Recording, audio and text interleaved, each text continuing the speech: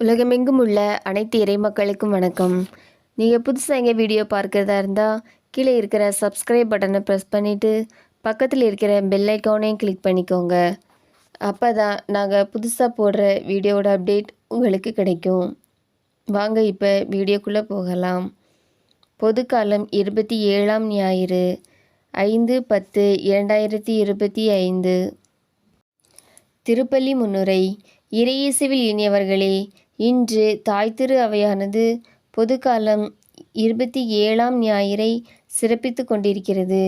இன்றைய நாள் வாசகங்கள் கடவுளில் நம்பிக்கை கொண்டு காத்திருப்போர் கடவுளின் கைமாறை மிகுதியாக பெறுவர் என்று கூறுகிறது.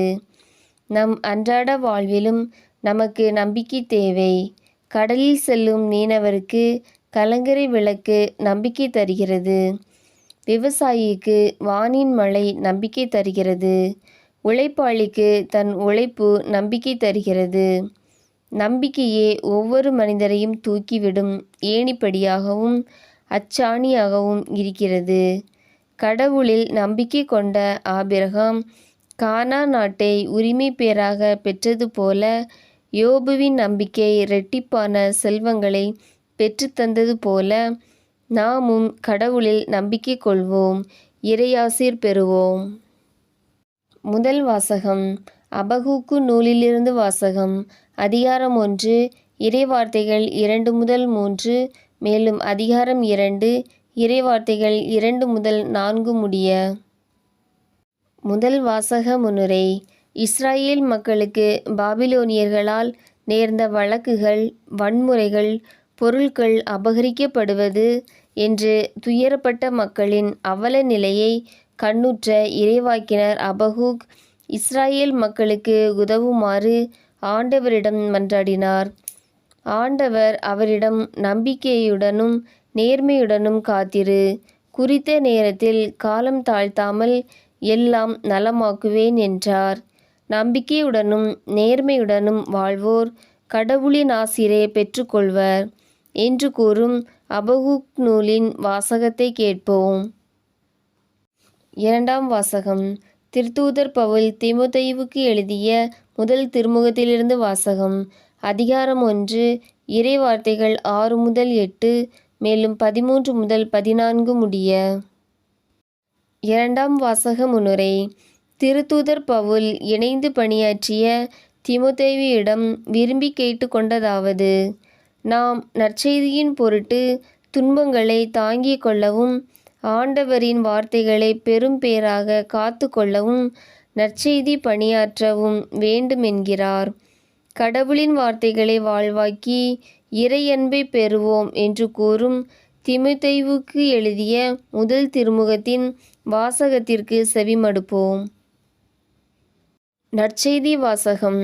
லூக்கா நற்செய்தி அதிகாரம் 17, இறைவார்த்தைகள் 5 முதல் 10 முடிய.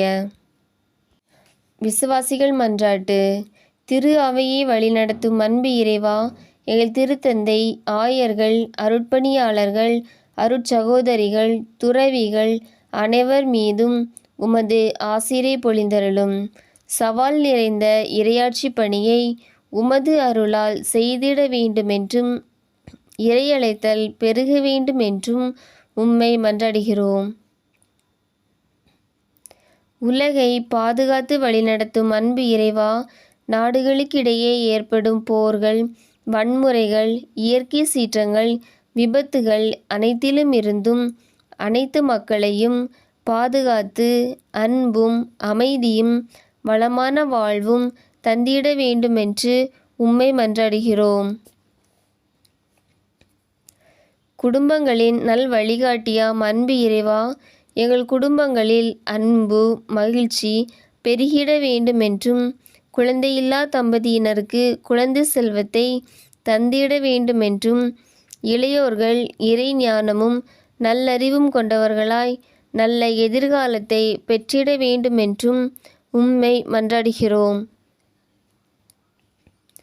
இரக்கத்தின் ஊற்றே அன்பு இறைவா, எம்மிடையே வாழும் நோயாளிகள், முதியோர், கைவிடப்பட்டோர், மாற்றுத்திறனாளிகள் அனைவரையும் கண்ணோக்கி பாரும். அவர்களுக்கு நோயிலிருந்து விடுதலையும் குடும்பத்தினரால் நல்ல பாதுகாப்பும் கிடைத்திட வேண்டுமென்று உம்மை மன்றாடுகிறோம்.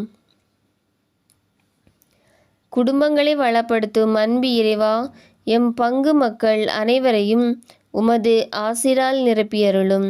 அனைவருக்கும் நற்சுகமும், குடும்ப தலைவர்கள் இளைஞர்களுக்கு நல்ல வேலைவாய்ப்பும், தொழில் முயற்சிகளில் வளர்ச்சியும், இறைமனித உறவில் வாழ வேண்டுமென்றும் உம்மை மன்றாடுகிறோம். ஆமேன்.